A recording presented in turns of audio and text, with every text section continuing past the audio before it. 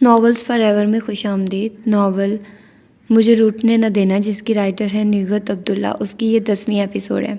तो आइए जल्दी से स्टार्ट करते हैं इस एपिसोड को बगैर किसी देर के। साकिब हसन की पेशानी शिकन आलूद थी और होंठ सख्ती से भींचे हुए थे। वो उसकी तरफ देखने की हिम्मत भी नहीं कर पाई थी, लेकिन गाड़ी की मुसलसल बढ़ती हुई स्पीड से वो उसके अंदर उठते तूफान का अंदाज़ा कर सकती थी। और इस तूफान का अंदाज़ा करके ही अंदर वो बेहद खौफजदा हो गई और अपने आप को इस तूफान का सामना करने के लिए तैयार करने लगी। उसका ख्याल था वो डॉक्टर हुसैन के तर्ज तखातुब पर खफा होगा या फिर अचानक शरोज़ अहमद के आ जाने पर और ज़्यादा से ज़्यादा उन दोनों हजरात को गालियों से नवाजेगा। लेकिन वो तो कुछ और ही कह रहा था, ऐसी बातें जो उसके गुमान में भी नहीं थी। घर और फिर अपने कमरे में दाखिल होते ही ज़ोरदार आवाज़ के साथ दरवाज़ा बंद किया, फिर उसे धक्का देकर बेड पर गिराता हुआ कहने लगा, तुम आवारा और बदचलन हो। मेरे घर में रहकर शहरोज़ अहमद के साथ इश्क व मोहब्बत का खेल खेल रही हो, और इस खेल में तुम्हारी वो लंगड़ी बहन भी शरीक है। नहीं, वो चीखना चाहती थी लेकिन आवाज़ ने साथ नहीं दिया। तो नफरी में सारी लाती उसके सामने हाथ जोड़ गई। ये इल्ज़ाम मत लगाओ मुझ पर और मेरी बहन पर। यह इल्ज़ाम नहीं, हकीकत है। वो उसके बंदे हाथों पर पैर से ठोकर मारता हुआ कहने लगा, मुझ पर शुबा तो उसी रोज़ हो गया था जिस रोज़ फ़ोन पर तुमने मुझसे बात करने से इनकार कर दिया था। तुम्हारे लहजे की बेजारी और उकताहट मैंने साफ तौर पर महसूस की थी। फिर अपनी बहन को महज इसलिए तुम्हारे घर में भेजा ताकि आइंदा भी वहाँ से ताल्लुक़ रख सकूँ, और तुम इसमें कामयाब हुई। नहीं साकिब हसन, नहीं। उसके आंसू रवाने से बह निकले थे। बीमारी का ढोंग रचाकर शहरोज़ अहमद से मिलने गई थी। अगर मैं वक्त से पहले ना आ जाता तो तुम अपनी मोहब्बत के साथ आज़ादी से तयशुदा प्रोग्राम के तहत अपने उस आशिक से मिल आती। खुदा के लिए साकिब हसन, चाहो तो मुझे जान से मारो, लेकिन ऐसे घटिया इल्ज़ाम मत लगाओ कि मुझे अपने आप से घिन आने लगे। घिन तो तुम्हें उस वक्त आएगी जब मैं तुम्हें बेनकाब करूंगा और सारा ज़माना तुम पर थूकेगा, और तुम्हारे साथ साथ शहरोज़ अहमद पर भी, जो बड़ा इज्जतदार बना फिरता है। उसने हाथों में चेहरा छुपा लिया तो उसके बालों को मुट्ठी में जकड़कर उसका चेहरा ऊंचा करता हुआ कहने लगा, तुम अगर ये समझ रही हो कि मैं तुम्हें दोबारा शहरोज़ अहमद तक जाने के लिए आज़ाद कर दूंगा तो ये ख्याल दिल से निकाल दो, क्योंकि मैं तुम्हारी सूरत भी नहीं देखना चाहता। इसके बावजूद तुम्हें यही रहना है, इसी घर में, और अगर कभी घर से बाहर कदम निकालने की कोशिश की तो मैं तुम्हारी टांगें तोड़ दूंगा, समझी तुम। उसके बालों को जोर से झटका देकर छोड़ा तो तकलीफ की शिद्दत से उसकी चीख निकल गई। चिल्लाओ मत, वो धाड़ा। अपनी आवाज़ को हमेशा के लिए अपने अंदर दफन कर दो, और अब मैं ज़रा तुम्हारे आशिक के नामदार से दो हाथ कर आऊँ। वो पैर पटकता हुआ कमरे से निकल गया तो वो तकिए में मुँह छुपाकर रोने लगी। ये सही है कि वो शहरोज़ अहमद से नाता तोड़ना नहीं चाहती थी, लेकिन जब नाता टूट गया तो उसने ना सिर्फ हर ताल्लुक़ ख़त्म कर लिया था बल्कि अपनी सोचों पर भी पहरे बिठा लिए थे। और ये भी सही है कि वो साकिब हसन से बहुत पहले मुतनफ़िर हो गई थी और नहीं चाहती थी कि वो दोबारा उसकी ज़िंदगी में आए। लेकिन जब हर बात ही उसकी ख्वाहिश के बरक्स हुई तब उसने समझौता कर लिया था। गो कि वो अपने दिल में साकिब हसन के लिए मोहब्बत नहीं पैदा कर सकी थी, लेकिन उसे मजाजी खुदा समझते हुए वो उससे हटकर सोचती भी नहीं थी। और वो था कि अभी उस पर इतना बड़ा इल्ज़ाम रख गया था, आवारा और बदचलन कहकर उसकी रूह तक में शगाफ डाल गया था। वो सिसक सिसक कर रोती रही। सारे वाक़यों को सोचती तो कहीं भी हालात उसके हक़ में नहीं थे। गो कि सब कुछ महज इत्तेफाक था। छोटी आपा का आना, डॉक्टर हुसैन की लाइल्मी, फिर शहरोज़ अहमद की आमद। लेकिन साकिब हसन ने अपनी सोच के मुताबिक कड़ी से कड़ी मिलाकर उसे उन सब की प्लानिंग करार दे दिया था, और वो कसूरवार ना होते हुए भी कसूरवार ठहराई गई थी। एक तो पहले ही तबीयत ख़राब थी, रोने से बुखार और तेज़ हो गया, सर भी दर्द से फटा जा रहा था। सुबह से कुछ खाया पिया भी नहीं था। उस वक्त भी कुछ खाने को तो दिल नहीं चाहा, लेकिन चाय की शदीद ख्वाहिश थी। कोई एक कप चाय ही पिला दे। और कौन था? कोई भी नहीं। सास ने ये जानने के बावजूद कि उसकी तबीयत ख़राब है कमरे में झांका तक नहीं था, और खुद से उठने की उसमें हिम्मत नहीं थी। कुछ देर तक खुद ही अपना सर और पेशानी दबाती रही, फिर दुपट्टे से अपना सर बांध रही थी कि पहले दरवाज़ा पर दस्तक हुई, और फिर उसके ससुर अंदर झांक कर शायद साकिब के बारे में पूछना चाहते थे, लेकिन उसके सर पर दुपट्टा बंधे देखा तो अंदर आते हुए बोले, क्या बात है, तबीयत तो ठीक है तुम्हारी? जी। वो इसी कदर कह सकी, और वो करीब आए तो उसकी सुर्ख आंखें और भीगा चेहरा देखकर ठटक गए।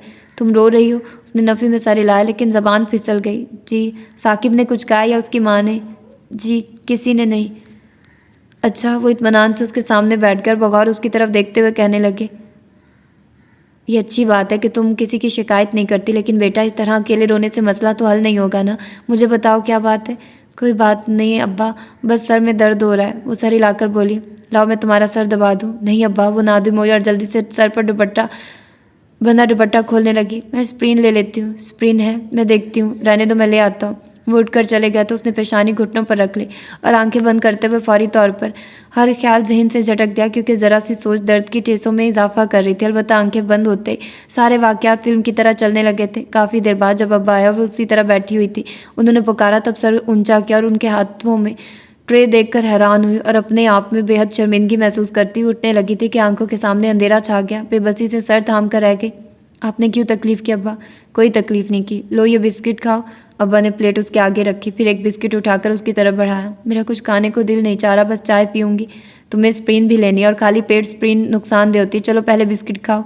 अब्बा ने प्यार भरा रूप जमाया तो उसने बिस्किट ले लिया। ये सही है कि मैं अलग थलग एक कमरे में पड़ा रहता हूँ। अब्बा चाय का कप उसके सामने रखते हुए कहने लगे, लेकिन इसका ये मतलब नहीं है कि मैं घर के हालात से बिल्कुल ही बेखबर हूँ। मैं सब जानता हूँ। तुम्हारे साथ इस घर में कोई अच्छा सलूक नहीं हो रहा और इस सिलसिले में मुझे सबसे ज़्यादा हैरत अपने बेटे साकिब पर है कि वो तो तुम्हें हमारी मुखालफतें और नाराज़गी मोल लेकर ब्याह कर लाया था। उसने यूँ देखा जैसे कह रही हूँ आप भी, और वो उसकी नज़रों का मफहूम समझकर कहने लगे, हाँ मैं भी। वो पूरी ईमानदारी से एतराफ़ करते हुए कहने लगे, मैं खुद इस शादी का मुखालिफ था और मेरी मुखालफत की वजह ख़ास तौर पर तुम्हारी ज़ात नहीं थी। तुम्हारी जगह कोई और लड़की होती तब भी मैं ऐसा ही करता, क्योंकि मैं साकिब हसन की शादी अपनी भतीजी से करना चाहता था। इसी तरह उसकी वालदा अपनी भांजी को इस घर में लाने की ख्वाहिशमंद थी। बहरहाल मेरी मुखालफत और नाराज़गी उसी रोज़ ख़त्म हो गई जिस रोज़ तुम ब्याह कर इस घर में आई, लेकिन शायद तुम्हारी सास अभी तक दिल में बुग़्ज़ रखे हुए हैं। कदरे तवक्कुफ़ के बाद कहने लगे, मेरा ख्याल था जिस चाह से साकिब हसन तुम्हें ब्याह कर लाए से बहुत जल्द वो तुम्हें इस घर में तुम्हारा सही मकाम दिला देगा, लेकिन वो तो इंतहाई नामाकूल निकला। उसकी मिसाल उस बच्चे की सी है जो किसी खिलौने के लिए मचल मचल कर रोता और ज़िद करता है। उसके हसूल के लिए हरजाइज़ और नाजायज़ हरबा इस्तेमाल करने को हक़ समझता है और जब हासिल कर लेता है तो बड़ी बेदिली से एक कोने में डालकर मुतमईन हो जाता है। तुम्हारे साथ भी उसने यही कुछ किया। इसमें थोड़ा कसूर तुम्हारा भी है, तुम्हारी बेज़बानी का और साफ गोई के लिए माफ़ करना बेटी कि तुम्हारा पहले से साकिब से कोई राब्ता हो गया, जब भी तो उसने तुमसे शादी पर इतना इसरार किया। और ऐसी सूरत में तो लड़कियां बड़े धड़ल्ले से ना सिर्फ शौहर बल्कि उसके पूरे घर पर हुक्मरानी करती हैं, क्योंकि उन्हें यह मान हासिल होता है कि जो शख्स सबकी नाराज़गी मोल लेकर उसे ब्याह लाया वो हर कदम पर उसका साथ देगा। वही बात है जो छोटी आपा ने उसे समझाई थी और जिन पर अमल करके उसने ये मकाम हासिल करना चाहा था, लेकिन तकदीर के सितम ज़रीफ़ी कि वह सब उसे अपना एहसास दिलाने में कामयाब होने लगती। कोई ऐसी बात हो जाती जिससे वो और ज़्यादा मुतनफ़िर हो जाता।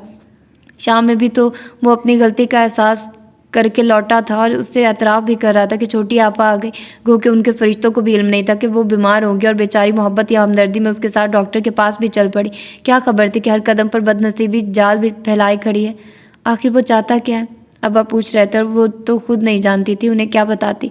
बहुत आजर्दा सी होकर थोड़ी घुटनों पर रख ली। अभी किस बात पर इतने गुस्से से दनदनाता हुआ बाहर गया है? अब्बा ने पूछा तो उसका दिल जोरों से धड़कने लगा था। आंखें अलग जल थल हो गई। निचला होंठ दांतों से कुचलती हुई पलकें चपक चपक कर आंसू पीने की कोशिश करने लगी। मुझे बताओ बेटा क्या बात है, शायद मैं उसे समझा सकूं। इस तमाम अरसे में पहली बार कोई उसका दुख महसूस करके नरमी से बात कर रहा था। वो सारी कोशिशें तर्क करके रो पड़ी तो अब्बा अपनी जगह से उठकर उसके पास आ खड़े हुए, मोहब्बत से सर पर हाथ रखकर कहने लगे, रो मत बच्ची, मुझे बता। वो शायद मेरी गुज़श्ता ज़िंदगी को ज़हनी तौर पर कबूल नहीं कर पा रहा। वो बामुश्किल तमाम इसी कदर कह सकी थी कि अब्बा फ़ौरन बोल पड़े, क्यों? क्या वो नहीं जानता था कि तुम्हारे साथ एक हादसा हो चुका है? जब उसे मालूम था, सब कुछ जानते बूझते उसने तुम्हारे साथ शादी की है, फिर अब इन बातों को दोहराने और तुम्हें ताना देने का क्या मकसद है? ये सारी बातें तो उसे पहले सोचनी चाहिए थी। बहरहाल तुम फिक्र ना करो, मैं उसे समझाने की कोशिश करूँगा कि इतनी कमज़र्फ़ी का मुज़ाहरा ना करे। फिर उसका सर थपकते हुए कहने लगे, चलो अभी तुमने स्प्रिन खाई, अब आराम करो, रो मत और जहन पर बोझ डालने की भी ज़रूरत नहीं है। फिर खुद ही उसके लिए तकिया सीधा करके उसे लिटाया और सोने की ताकीद करते हुए ट्रे उठाकर कमरे से निकल गए। उसने बहुत खामोशी से उन्हें जाते हुए देखा, फिर आंखों पर बाजू रख लिया।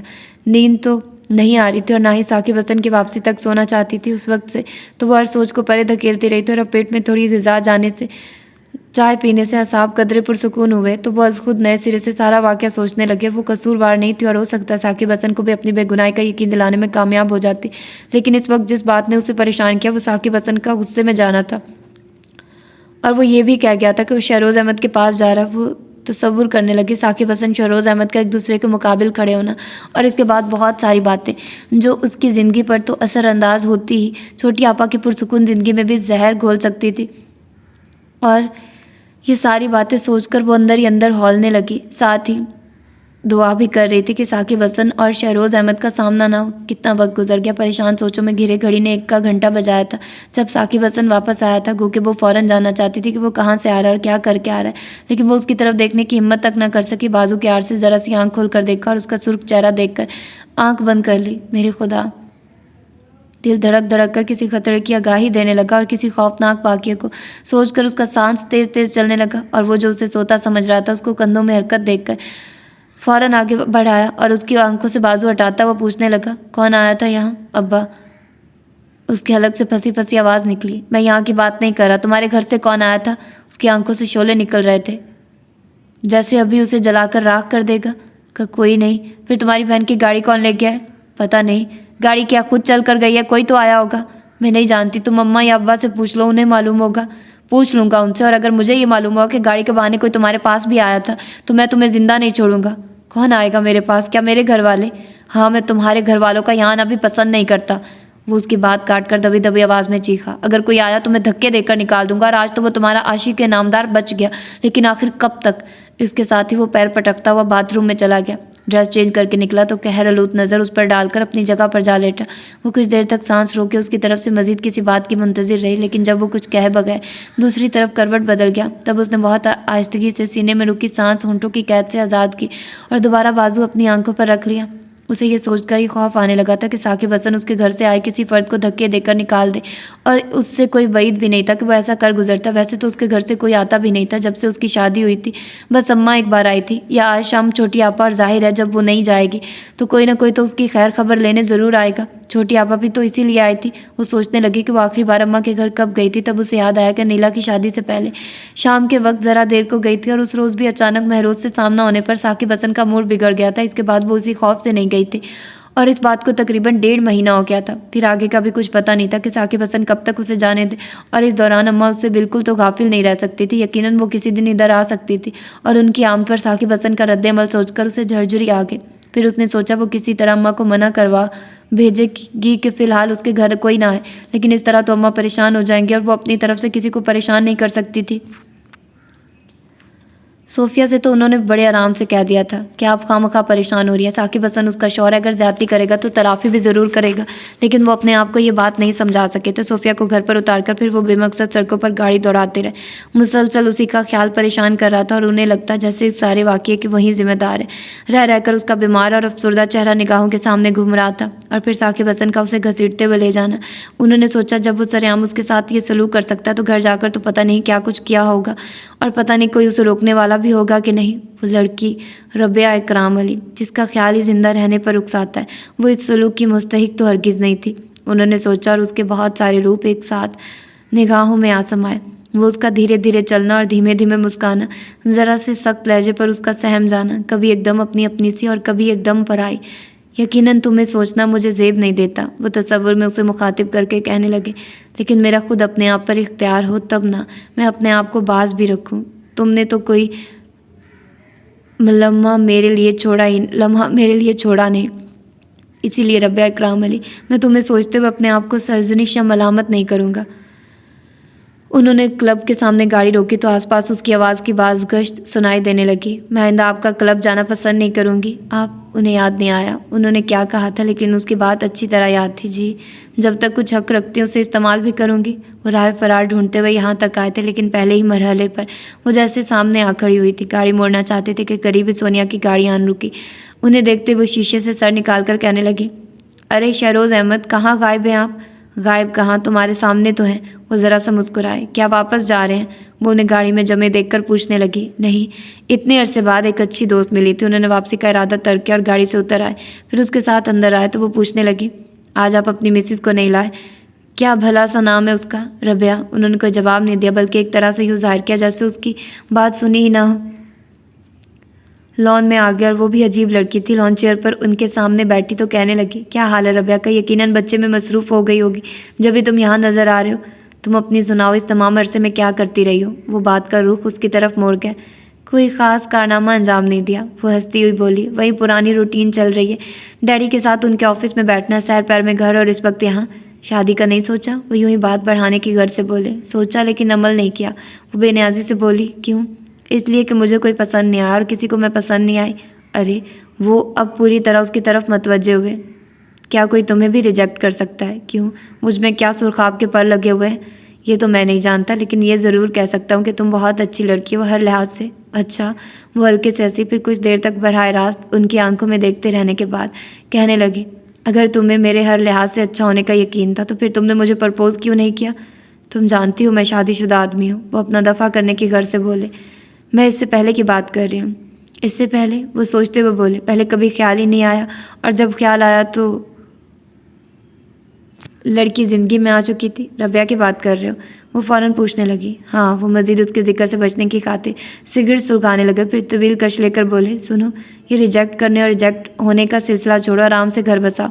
लड़कियाँ अपने घरों में ही अच्छी लगती हैं। अच्छा। वो ज़ोर से हंसी। गोया अब तुम नसीहत करने वाले बन गए हो। नसीहत समझो या एक दोस्त का मुखलिसाना मशवरा? सोचूंगी। वो कंधे उचकाकर लापरवाही से बोली, अब सोचने का नहीं, अमल करने का वक्त है, वरना उम्र गुजर गई तो कोई पूछेगा भी नहीं। सुनो, कहीं तुम बेटी के बाप तो नहीं बन गए? वो मेज़ पर कदरे आगे झुककर शरारत से बोली, बेटी ना बेटा, मैं तुम्हें गुजरते वक्त का एहसास दिला रहा हूँ। उसके साथ ही वो उठ खड़े हुए। कहाँ जा रहे हो? अंदर इतने दिनों बाद आया हूँ, बाकी लोगों से मिल लूँ। हाँ, सब लोग तुम्हें बहुत मिस करते हैं। Okay, see you. वो उसे वहीं छोड़कर अंदर चले आए। कुछ नए लोगों को छोड़कर बाकी सब वहीं थे जिनके साथ उसकी अच्छी खासी दोस्ती थी। सबके साथ हेलो हाय करते हुए आखिर में वो सलमान की टेबल पर बैठे, और फिर उनके साथ कार्ड्स खेलते हुए वक्त गुजरने का एहसास ही नहीं हुआ। आहिस्ता आहिस्ता सब लोग रुखसत हो गए। आखिर में वहीं चारों रह गए थे, और जब सलमान ने भी पत्ते फेंककर घर जाने का ऐलान किया तब बाकियों को भी उठना पड़ा। वो जब घर में दाखिल हुए रात निस्फ से ज़्यादा गुजर चुकी थी। टीवी लाउंज का बल्ब उनके इंतज़ार में जल रहा था। वो उसे ऑफ करते हुए अपने कमरे में चले गए। देर से सोने की वजह से सुबह बहुत देर से उनकी आंख खुली। साइड टेबल से घड़ी उठाकर देखी 9 बज रहे थे। अपने आप में खासी शर्मिंदगी हुई। इस तरह उनके मामूलात तो कभी नहीं बिगड़े थे। उन्हें अम्मी का ख्याल आया, पता नहीं वो क्या सोचेंगे। और फिर सोफिया, वो यकीनन बाज पुरस करेंगे। वो इस वक्त सोफिया का सामना नहीं करना चाहते थे, इसलिए अपने कमरे से निकले तो सीधे अम्मी के पास चले गए। और अम्मी की ज़बानी उन्हें मालूम हुआ कि सोफिया कुछ दिनों के लिए अपनी अम्मी के घर गई है। गो कि ये आम सी बात थी, लेकिन वो पता नहीं क्यों उलझने लगे थे। वो टेबल पर नाश्ता लगा रही थी जब अचानक बरामदे से शोर की आवाज़ आने लगी। वो बहुत आहिस्तगी से पकड़ी प्लेट टेबल पर रखकर सुनने की कोशिश करने लगी। अब्बा पता नहीं क्या कह रहे थे। जवाब में अम्मा की हाय हाय गूंजने लगी। इलाही खैर। उसने धड़कते दिल पर हाथ रखा और जल्दी से बाहर निकल आई। अम्मा जल्दी जल्दी का शोर कर रही थी। साकिब कहाँ है? आकिब को बुलाओ, जल्दी करो, हौसले से काम लो। इस तरह परेशान होगी तो बहन को क्या सहारा दोगी? अब्बा ने कहा और साकिब के सहारे आकिब को भी पुकारने लगी। क्या हुआ अब्बा? वो आगे बढ़कर पूछने लगी। बेटा, वो शबाना के अब्बू को हार्ट अटैक हुआ है। इतना ही कहा था कि अम्मा चीख कर बोली, इस मनहूस को तो परे करो, मैं इसकी शक्ल देखकर नहीं जाऊंगी। वो अब्बा के कुछ कहने से पहले ही अपने कमरे में आ गई। साकिब हसन शूज़ पहनने में मसरूफ था। फिर खड़ा हुआ तो उसे देखकर कहने लगा, हम सब हॉस्पिटल जा रहे हैं, तुम फ़ोन करके अनिला को अपने पास बुला लेना। मैं भी चलूँ? वो बड़ी याद से बोली। कहाँ? तुम सबके साथ? कोई ज़रूरत नहीं, और सुनो, दरवाज़ा अच्छी तरह बंद कर लेना। वो पता नहीं क्या जताकर कमरे से निकला। वो फ़ौरन उसके पीछे नहीं गई। जब गाड़ी जाने की आवाज़ सुनी और उसके बाद हर तरफ खामोशी छा गई। कमरे से निकली, पहले जाकर गेट अच्छी तरह बंद किया, फिर डाइनिंग रूम में आकर नाश्ते की चीज़ें समेटने लगी। लोग उसी तरह चले गए बगैर नाश्ता किए। उसने सब कुछ दोबारा ले जाकर किचन में रखा, फिर अपने लिए चाय बनाकर बरामदे में चली आई। पीते हुए वो सबके रवैयों पर गौर करने लगी, ख़ास तौर पर साकिब हसन, जो उस रोज़ के वाक़ये के बाद बिल्कुल ही बदल गया था। लगता ही नहीं था कि ये वही साकिब हसन है जो कभी उसके बगैर ज़िंदगी को अधूरा ख्याल करता था।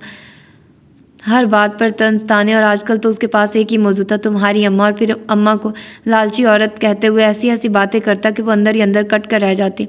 लालची औरत बेटियों के लिए महलों के ख्वाब देखती है। अरे उससे कहो पहले अपनी हैसियत तो देखे।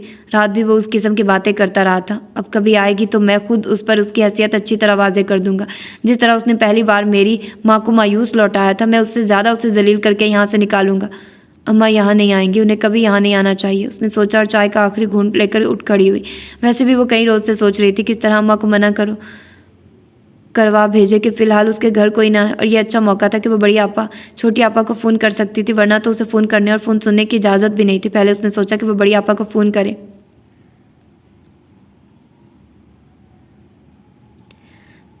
छोटों को समझाना अपना फर्ज समझती थी। उनकी तरफ से यही खदशा था कि वो उनकी बात तो सुन लेती, लेकिन शाम में किसी बहाने आकर उसके साथ साथ साकिब हसन को भी समझाने बैठ जाती और साकिब हसन फ़ौरन जान जाता कि उसी ने उन्हें बुलाया और इसके बाद हो सकता है कि वो बड़ी आपा का लिहाज भी ना करता। यही सब सोचकर उसने छोटी आपा के नंबर डायल किए। दूसरी तरफ बेल जा रही थी और गो के वो इस वक्त बिल्कुल अकेली थी, फिर भी अचानक किसी के आ जाने का खौफ इतना हावी था कि उसके हाथ ठंडे हो रहे थे, पेशानी पर पसीना चमकने लगा और दिल का आलम यह था कि अभी पसलियाँ तोड़कर बाहर आ गिरेगा। Hello, Saroj Ahmed speaking. Receiver उठते मायूस आवाज़ उभरी और उसका रहा सा हौसला भी टूट गया। फ़ौरन क्रैडल पर हाथ रखकर सिलसिला मुनक़ता कर दिया और खौफज़दा नज़रों से चारों तरफ देखने लगी। ये तो सोचा ही नहीं था कि छोटी आपा के अलावा कोई और भी फ़ोन उठा सकता है। कुछ देर के बाद दोबारा और फिर एक बार कोशिश की और हर बार वही आवाज़ सुनाई दी तो मायूस होकर रिसीवर रख दिया। फिर दिल ने समझाया कि ये मौका फिर नहीं मिलेगा। हाँ, ऐसा मौका फिर नहीं मिलेगा, उसने सोचा और अपने आप पर काबू पाकर फिर नंबर डायल करने लगी। शहरोज़ अहमद। अब कि सिर्फ इतना कहा गया और वो लहजे को पूरा अतमाद बनाती हुई बोली, सोफिया हैं? कौन? रबिया। कोई नाता कोई ताल्लुक़ नहीं था, फिर भी बेख्तियार यूँ पूछ गए जैसे सारे ताल्लुक़ उसी से हों और उनके लहजे की बेख्तियारी महसूस करके वो डोलने लगी। क्या कोई अब भी उसे इतनी चाह से पुकार सकता है? रबिया, आप खामोश क्यों हो गई? वो पूछ रहे थे। प्लीज़ सोफिया को बुला दें। वो अपनी आवाज़ की लर्जिश पर किसी तरह काबू न पा सकी। सोफिया तो गालबन हॉस्पिटल गई हैं। खैरियत? हाँ, काफ़ी दिनों से कुछ सुस्त सी थी, चेकअप के लिए गई हैं। क्या हुआ है उन्हें? वो अपनी बात भूल गई। सोफिया के लिए कोई मैसेज देना चाहें तो? नहीं, अलबत्ता आप सुन लें कि जिन दुश्वारियों के बारे में आपने कहा था कि फिर कभी वक्त आने पर उनके बारे में बताएंगे, तो वो मैं जान चुकी हूँ। वो पता नहीं कैसे ये बात कह गई और उनके पुकारने के बावजूद सिलसिला मुनक़ता कर दिया। अपने कमरे तक आते आते लगा जैसे मीलों की मुसाफते तय कर आई हो। सांस तेज़ तेज़ चलने लगा था, धड़कनें अलग बेतरतीब और टांगों में तो जैसे जान ही नहीं रही थी। वो बेदम सी होकर बेड पर गिरी और लंबे लंबे सांस लेने लगी।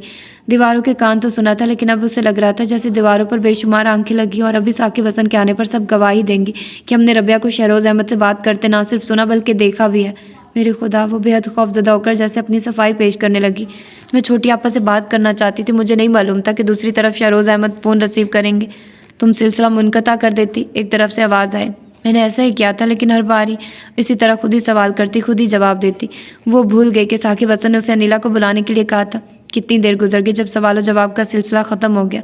शोर मचाती धड़कनें मामूल पर आ गई। तब वो अपने कमरे से निकल आई। करने को कोई काम ना था और अब काम करने की इतनी आदत हो गई थी कि फरागत बेचैन करने लगी। पता नहीं घर वालों को कि वापसी कब हो, उसने सोचा और बिला मकसद बरामदे में एक सिरे से दूसरे सिरे तक टहलने लगी। अभी दूसरा चक्कर ही लगा रही थी कि बाहर गाड़ी रुकने की आवाज़ सुनकर चौंक गई और रुक कर इंतज़ार करने लगी। फिर जैसे ही बेल बजी, फ़ौरन जाकर गेट खोला। सामने साकिब हसन अकेला खड़ा था। उसे तकरीबन धकेलता हुआ अंदर आया। वो मतलाशी नज़रों से चारों तरफ देखता हुआ पूछने लगा, अनिला नहीं आई? उसके पूछते ही याद आया कि वो जाते जाते क्या कह गया था। वो अंदर ही अंदर सहम गया और फंसी फंसी आवाज़ हलक से निकली, नहीं। क्यों, क्या कह रही थी? असल में मुझे उसका नंबर नहीं मिला। उसने झूठ का सहारा लिया। नंबर नहीं मिला या तुमने मिलाया नहीं? वो मशकूक नज़रों से देखने लगा। मैंने कोशिश की थी, लेकिन उसका फ़ोन एंगेज था। वो उसकी टटोलती नज़रों से घबरा कर दूसरी तरफ देखने लगी। फिर उसका ध्यान बटाने की घर से पूछने लगी, खालू जान की तबीयत अब कैसी है? ख़तरे से बाहर है। वो गिरने के अंदाज में इजी चेयर पर बैठा तो कहने लगा, कुछ पकाया तो नहीं होगा तुमने? चलो एक कप चाय ही ले आओ। नाश्ता उसी तरह रखा, अगर खाना चाहो तो। नहीं, बस चाय, उसने कहा तो वो किचन में आ गई। अभी चूल्हे पर पानी रख ही रही थी कि फ़ोन की बेल बजने लगी। साकिब हसन वही मौजूद था, इसलिए उसके जाने के सवाल ही नहीं था और कान से लगाकर 2-3 बार हेलो कर फिर कुछ झुंझलाकर रिसीवर पटक दिया। पता नहीं कौन उल्लू का पट्टा है जिसे मेरी आवाज़ सुनते ही सांप सूंघ जाता है। वो ऊंची आवाज़ में बुड़बड़ाया। उसके हाथ से चाय का कप लेते हुए पता नहीं क्या ख्याल आया कि कहने लगा, यही बैठ जाओ। वो बैठ गई तो कहने लगा, हो सकता है दूसरी तरफ कोई तुम्हारी आवाज़ सुनने का मुतमनी हो। कौन हो सकता है? उसने सोचा और ज़हन इधर उधर भटकने लगा और अभी किसी खास फर्द तक रसाई न कर सका था कि बेल दोबारा बजने लगी।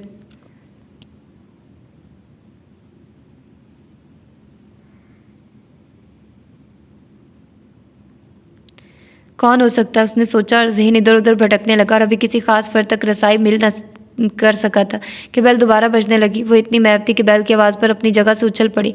रिसीवर उठा। उसका लहजा सफाक और नज़रों में न जाने क्या था कि वो अंदर ही अंदर काम कर रह गई और उसकी बात पर अमल नहीं कर सकी। उठाओ, उसने तहकमाना लहजा इख्तियार किया। काश कोई ना हो। उसने दिल ही दिल में दुआ मांगी और रिसीवर उठाकर कान से लगा दिया, लेकिन बोली नहीं।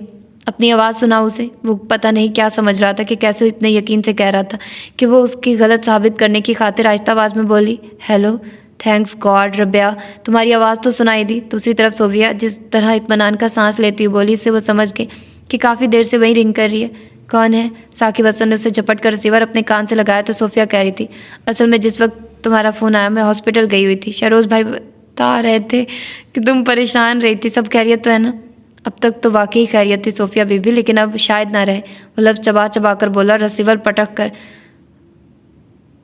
उसकी कमर पर जमा दी। वो नहीं जानती थी सोफिया ने क्या कहा है, अलबत्ता साकिब हसन के खतरनाक तेवर उसकी समझा रहे थे। उसी पल उसके अंदर कोई धीरे धीरे बोलने लगा, इस तरह डरती रही तो हालात का मुकाबला कैसे करेंगी? मैं क्यों डर रही हूँ? क्या किया मैंने? वो अपना कसूर खोजने लगी। कहीं कोई खता नहीं, कहीं कोई जुर्म नहीं, फिर ये शख्स नाकर्दा जुर्म की सज़ा देने पर क्यों तुला है? वो उठ खड़ी और जाने लगी कि वो पूरी कुव्वत से चीखा, रबिया। वो चंद कदम चलने के बाद रुक गई। वापस आओ, वो उसी तरह चीख कर बोला। आर या पार, मैं अब किसी नाकर्दा गुनाह की सज़ा नहीं झेलूंगी। उसने फैसला कुन अंदाज में सोचा और उसकी तरफ देखने लगी। तुमने शहरोज़ अहमद को फ़ोन किया था? नहीं, मैंने छोटी आपा को फ़ोन किया था। ये अलग बात है कि रिसीव शहरोज़ अहमद ने किया। उसकी वही बात कि उसके पैर के नीचे दबकर चूंटी भी काट लेती। और फिर जब आर या पार सोच ही लिया था तो डरने या ना डरने का क्या सवाल। जमकर खड़ी रहा, अतमाद से जवाब दिया तो वो और ज़्यादा तैश में आ गया। गोया तुम एतराफ़ कर रही हो। हाँ, जो हकीकत है मैं उसका एतराफ़ कर रही हूँ। अगर इतनी दीदा दलेर हो गई हो तो जाओ अपने उस नामुराद आशिक से मिल आओ जो यकीनन साकिब हसन। वो भी चीख पड़ी, अपनी ज़बान को लगाम दो। मुझ पर कोई इल्ज़ाम रखने से पहले खुद अपने गिरेबान में झांको कि तुम खुद क्या हो। अपने गिरेबान में तो मैं बाद में देखूंगा रबिया बेगम, पहले उसके गिरेबान में हाथ डालाओ जो मेरी इज्जत से खेल रहा है। इतनी जुर्रत दे दिया उसने तुम्हें कि आज तुम मेरे मुकाबिल खड़ी हो गई हो। इसके साथ ही वो कुर्सी को पैर की ठोकर से दूर गिराता हुआ इंतहाई गुस्से के आलम में बाहर की तरफ चला तो वो इस ख्याल से कि कहीं वो अपना नुकसान न कर बैठे उसके पीछे लपकी। साकिब रुक जाओ। वो अनसुनी करता हुआ बाहर निकल गया तो वो अपने आप को इंतहाई बेबस महसूस करते हुए वहीं बैठ गई। उसकी समझ में नहीं आ रहा था कि क्या करे, किसी मदद के लिए पुकारे। इस वक्त तो वैसे भी कोई नहीं था, जबकि छठी हिस्स अलार्म बजाने लगी थी। इलाही खैर करना, वो बार बार दुआ मांगने लगी। साकिब हसन जिस तरह गुस्से के आलम में गया था उससे कुछ भी कर सकता था और बहुत सारी बातें सोचकर आखिर में वो अपने आप से उलझने लगी। क्या ज़रूरत थी मुझे साकिब हसन के सामने जमकर खड़े होने की? क्यों मैंने उसे मजीद तैश दिलाया? अगर वो ये तवक्को रखता है कि मैं हमेशा उससे डर कर दब कर रहूँ तो पहले की तरह अब भी मुझे सर झुका देना चाहिए था। हो सकता है वो बक झक कर खामोश हो जाता, पता नहीं कहाँ गया है। वो उसी तरह सोचती हुई गेट तक आए और ज़रा सा बाहर झांक कर देखा। दूर दूर तक कोई नज़र नहीं आया। तब बोझल दिल और बोझल कदमों से वापस आ रही थी कि फ़ोन की बेल से उसके असाब तन गए। पहली सीढ़ी पर कदम रखकर खौफजदा नज़रों से फ़ोन को घूरने लगी। दिल का ये आलम था कि जैसे आज के बाद फिर कभी नहीं धड़केगा। उसने सोचा दूसरी तरफ जो भी होगा खुद ही मायूस होकर फ़ोन बंद कर देगा, लेकिन कोई मुस्तकिल मिजाज ही था जो मुसलसल घंटी बजती रही जब तक कि उसने रिसीवर न उठा लिया। कौन? रबिया, कहाँ हो भाई? दूसरी तरफ अनिला थी। उसकी आवाज़ सुनते ही कहने लगी, मैं बाथरूम में थी। उसने झूठ बोला। और कोई नहीं है क्या? अनिला ने पूछा। नहीं, कहाँ गए हैं? उसका पूछना था कि वो रो पड़ी। अनिला, तुम आ जाओ प्लीज़, इसी वक्त मैं बिल्कुल अकेली हूँ, मुझे बहुत डर लग रहा है। अरे डरने की क्या बात है, और ये अम्मा और अब्बा कहाँ हैं? बस यहीं आ जाओ, सब मालूम हो जाएगा। अच्छा तुम रोना बंद करो, मैं आ रही हूँ। उसने रिसीवर रख दिया और वहीं बैठकर बाकायदा हिचकियों से रोने लगी। पता नहीं क्यों अंदर ही अंदर दिल बैठा जा रहा था। अब तक की ज़िंदगी में उसे मुख्तलिफ हालात का सामना रहा था, लेकिन ऐसा तो कभी नहीं हुआ था। हथेलियों से आंखें रगड़ती तो आंसू फिर बह निकलते। होंठों पर हाथ रखकर हिचकियों को रोका, तब भी सिसकी सुनाई देती रही। ये उसके साथ और कौन रो रहा था? वो घबराकर चारों तरफ देखने लगी, कोई नहीं था। फिर ये आवाज़ें कैसे कोई बीन कर रहा है? उसने कान और आंखें भी बंद कर ली। कितनी देर गुजर गई, वो उसी तरह बैठी रही। अनिला के आने का पता ही नहीं चला, ना उसकी पुकार सुनाई दी। क्या हुआ रबिया? अनिला ने उसका कंधा हिलाया तो उसकी चीख निकल गई। क्या हुआ है? अनिला सचमुच परेशान हो गई। करीब बैठकर उसके गिर्द बाजुओं का हल्का बनाया। उसका वजूद हौले हौले लर्ज रहा था। उसके बाजुओं के हल्के में कदरे पुरसुकून हुआ। तब आंखें खोली। अनिला ने देखा तो बेख्तियार उससे लिपट गई। सब खैरियत तो है ना? अनिला उसकी पीठ थपकती हुई नरमी से पूछने लगी। अब तक तो सब खैरियत थी सोफिया बीबी, लेकिन अब शायद न रहे। अनिला के पूछने पर साकिब हसन की बात याद आई तो आंसू फिर बह निकले। रबिया, इसी तरह रोती रहोगी तो मैं क्या समझूंगी? आखिर कुछ तो बताओ। अनिला की समझ में कुछ न आया तो उसे कैसे चुप करवाए। पहले रुमाल से उसकी आंखें साफ की, फिर उठकर पानी ले आया और गिलास उसके होंठों से लगा दिया। वो जाने कब से प्यासी थी, एक ही सांस में गिलास खाली कर गई। हचकोलो लेता दिल कदरे ठहर सा गया। तब उसने देखा नीला मुजस्सिम सवालिया निशान बनी हुई है। तुम्हारे खालू जान को हार्ट अटैक हुआ है। उसने इतना ही कहा कि अनिला बोल पड़ी। कब? गालमन रात के आखिरी पर, और अम्मा अब्बा वहीं गए हैं। इसके बाद कोई इतला? हाँ, साकिब बता रहे तब खतरे से बाहर है। चलो शुक्र है। अनिला इत्मीनान का सांस लेती हुई सीधी हो बैठी, फिर शिद्दत गिरिया से उसकी सुर्ख होती आंखों को देखकर बोली, लेकिन तुम्हारे रोने की वजह ये तो नहीं हो सकती, मेरा मतलब है। वो बात अधूरी छोड़कर उसे देखने लगी। उसने पहले नजरें चुराई, फिर सर झुका लिया। साकिब भाई ने कुछ कहा है, वो खुद ही समझकर पूछने लगी। उसने कोई जवाब नहीं दिया, ना ही सर उठाकर उसकी तरफ देखा। तब वो कहने लगी, मेरी समझ में नहीं आता साकिब भाई को क्या हो गया। कहाँ तो तुम्हारे लिए मरे जाते थे और अब ये आलम के हर वक्त तुम्हें रुलाते रहते हो। और तुम कितनी बेवकूफ़ हो, चुपचाप उनकी बातें सुन लेती हो और फिर रोने बैठ जाती हो। किसी दिन खरी खरी सुना दो, दिमाग ठिकाने आ जाएगा उनका। साफ नज़र आ रहा वो दिन भूल गया जब मेरे असूल के लिए बेकरार रहते थे। उसने सर उठाकर देखा तो मुस्कुराकर पहले कंधे उचकाए, फिर राजदारी से पूछने लगी, वैसे अब किस बात पर खफा हुए हैं? बातें तो वहीं पुरानी है, वो सोचकर बोली, लेकिन अभी वो इतने गुस्से में गए कि मुझे डर लगने लगा है। कहाँ गए हैं पता नहीं। अच्छा खैर छोड़ो, तुम ज़्यादा दिल पर बोझ मत डालो, बल्कि एक तरह से अच्छा ही है कि कहीं बाहर निकल गए। वापस आने तक गुस्सा भी ठंडा हो चुका होगा। फिर उसका ध्यान बटाने की खातिर बोली, तुमने कुछ खाया भी आई कि नहीं? नहीं, किसी ने भी कुछ नहीं खाया। सुबह में मैं भी अब भी नाश्ता लगा ही रही थी कि खालू जान के हाथ से फ़ोन आ गया और उसी वक्त सब चले गए। उसने तफसील से बताया। अच्छा तुम अपने जहन को आराम दो, मैं कुछ खाने को लाती हूँ। अनिला उठने लगी कि उसने रोक दिया। नहीं अनिला तुम बैठो, ये फ़र्ज़ तो मेरा, और देखो अपनी परेशानी में मैं तुमसे खाने का पूछना तो भूल ही गई। वो शर्मिंदगी महसूस करती हुई उठ खड़ी हुई। ओफो ये तकल्लुफ़ात, रहने तो रबिया, वैसे भी मैं खाना खा कर आई हूँ। फिर भी तुम बैठो। वो अनिला को बिठाकर खुद किचन में आ गई। ख़ास तौर पर अपने लिए कोई एहतमाम करने की ज़रूरत नहीं थी, इसलिए सुबह वाले स्लाइस दोबारा गर्म किया, ऑमलेट बनाया और अभी चाय का पानी रख ही रही थी कि अनिला के चीखने की आवाज़ सुनाई दी। रबिया, वो उसे पुकार रही थी।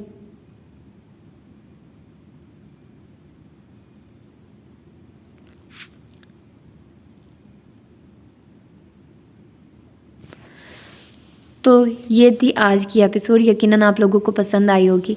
यार ये नावल जितना मतलब मैंने इसको स्टार्ट तो कर लिया यार, प्लीज़ ऐसे नावल ना दिया करो जो ख़त्म ही नहीं होते। मैं तंग आ गई हूँ इसको पढ़ पढ़ के। इतना लेंथी नावल कोई देता है भला? अगर इस तरह के कोई नावल आइंदा आप लोगों ने सजेस्ट किए ना, मैं बहुत मारूंगी आप लोगों को।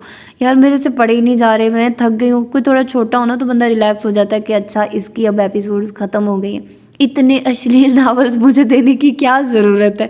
मुझसे ख़त्म ही नहीं हो रहे, मैं पढ़ पढ़ के थक गई हूँ। मुझे कोफत हो रही है यार। चलो इसकी अगली एपिसोड में मिलते हैं। अपना ढेर सारा ख्याल रखिएगा। अल्लाह हाफिज़।